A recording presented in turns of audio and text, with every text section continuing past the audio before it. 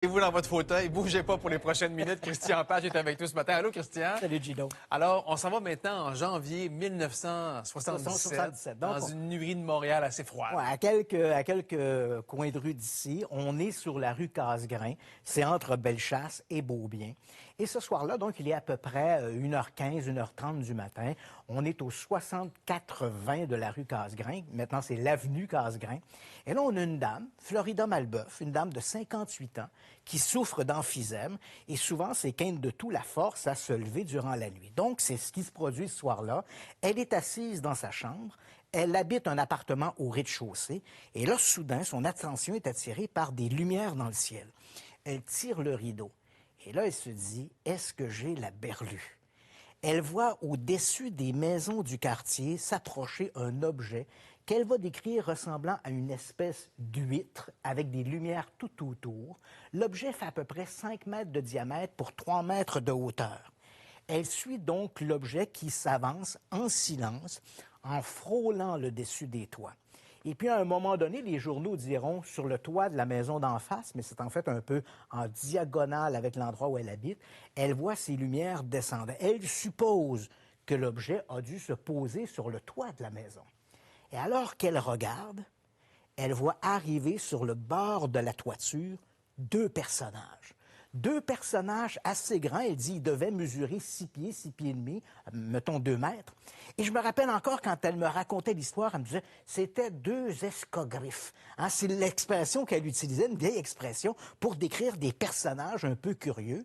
Et elle me décrit également, elle dit ils se déplaçaient un peu comme les marionnettes dans les séries des années 50 et 60. Ah oui. Pour la vieille génération, on se rappelle, dans les Sentinelles de l'air et autres, ils se déplacent de cette manière-là. Ils arrivent sur le bord du toit. Évidemment, Mme Malbeuf est terrifiée. Elle regarde les 2 personnages. Ils semblent discuter entre eux.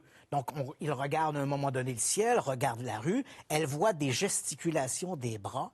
Et soudain, les personnages s'éloignent. Durant tout le temps, elle voit une espèce de halo de lumière sur le toit de la bâtisse et elle suppose que ce doit être leur engin. Les personnages disparaissent et là, elle voit à nouveau l'objet qui s'élève dans le ciel et qui s'éloigne, cette fois en direction de l'est, alors que l'objet est arrivé du côté sud. Elle ne dormira pas cette nuit-là. Elle est paniquée parce qu'elle a vu. Est-ce que quelqu'un lui a joué un tour? Mais elle est certaine de son observation. Le lendemain, dans la journée, son fils, André, arrive sur place et lui raconte son histoire. André est un peu sceptique quand même. Oui, je comprends aussi. Il décide d'aller voir de lui-même ce qui a pu se produire. Et pour y être allé, je peux te dire, Gino, que c'est difficile d'accéder au toit. Il fallait passer derrière les édifices de la rue, monter sur des hangars, et ensuite, une fois arrivé sur le toit d'une des maisons, tendre entre les deux une échelle pour pouvoir s'en servir comme pont aérien. Et là, en arrivant sur le toit, André Malbeuf, on voit ici une photo de André sur le toit, il constate qu'il y a un cercle de 5 mètres de diamètre, et là, il fait moins 20 à l'extérieur. Un cercle de 5 mètres de diamètre où la neige a fondu avant de regeler à nouveau, mais c'est parfaitement circulaire. Il voit 2 traces rondes un peu plus petites, d'à peu près 1,50 m, un peu plus loin. Et sur le pourtour de cette trace, il voit des empreintes de pas qui vont de la... Je sais que c'est incroyable. Qui vont de l'empreinte, qui vont de la trace jusque sur la bordure du toit avant de revenir. André Malbeuf, maintenant persuadé que sa mère a bel et bien vu quelque chose, décide de contacter l'aéroport de Dorval. Sur place, le contrôleur aérien lui dit qu'il n'a absolument rien vu sur les radars ce soir-là, mais c'est vrai que d'autres personnes de la région de Montréal ont rapporté d'étranges lumières dans le ciel ce soir-là. André Malbeuf discute avec le contrôleur qui lui assure que le rapport d'observation de sa mère sera transmis à la Défense nationale. Un NORAD, là. Au NORAD, le NORAD, la Défense aérienne nord-américaine. J'ai retrouvé dans les archives du Bureau de la Défense nationale le compte-rendu de l'observation qui a été transmis au NORAD.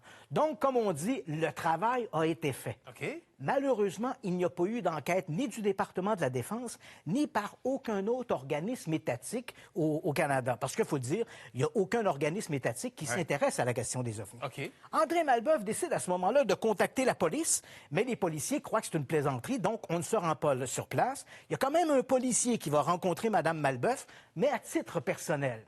Et puis ensuite, il contacte les journaux, les grands quotidiens de Montréal, dont le Journal de Montréal, qui publie un article détaillé de l'observation de l'OVNI de la rue Casgrain. Et éventuellement, bien sûr, tout ça va donner naissance à un cirque médiatique. Tout le monde veut monter sur le toit, tout le monde veut avoir l'entrevue de Mme Malbeuf. Et là, on voit arriver une faune d'ufologues, les experts en ovnis, tout le monde le micro sous le nez de Mme Malbeuf, ils veulent leur témoignage, ils veulent entendre de sa bouche les mots de cette incroyable histoire. Et à un moment donné, l'un de ces groupes d'amateurs va débarquer sur place. À leur décharge, disons-le, il fait moins 25. Il y a eu plusieurs tempêtes de neige au cours des derniers jours, des rafales de neige qui ont recouvert un peu le toit. L'un de ces groupes va monter sur place. Moi, à l'époque, écoute, je m'étais rendu sur place, j'avais 14-15 ans à peu près. Mais t'aimais déjà ça, t'étais déjà curieux. J'étais fasciné par ces sujets-là. Donc, je n'ai pas fait vraiment d'enquête. C'était plutôt satisfaire ma curiosité. Mais les groupes qui se sont rendus sur place, l'un d'entre eux va monter sur place et va briser un morceau de glace qui contient l'une des empreintes de ces mystérieux visiteurs de l'espace.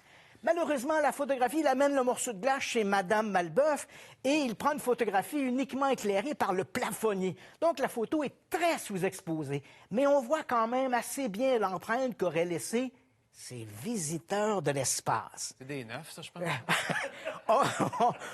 Et ensuite, bien sûr, d'autres gens, à partir du moment où les articles de journaux parlent de cette histoire-là, des gens vont contacter les radios, vont contacter les journaux pour dire « Moi aussi, j'ai vu quelque chose d'étrange ». L'un d'entre eux, notamment l'un des meilleurs témoignages, quelques heures avant l'observation de Mme Malbeuf, un employé de l'aéroport de Dorval, un mécanicien de l'aéroport de Dorval, vers 19 h, alors qu'il se rendait à son travail, a observé dans le ciel une lumière rouge clignotante qui faisait des zigzags, des mouvements aéronautiques qu'il n'arrivera pas à expliquer.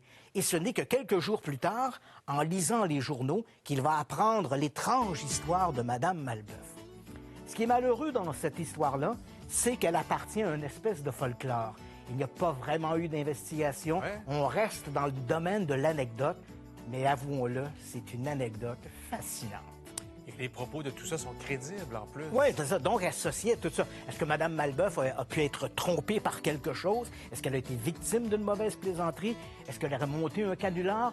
Moi, pour l'avoir rencontrée, c'est une dame qui était très limitée pour pouvoir faire un canular comme celui-là. Donc, ça reste mystérieux. Malheureusement, on manque de documentation exhaustive. À quel âge tu as commencé à t'intéresser à ces phénomènes-là? À 13 ans. Donc, c'était ma première enquête.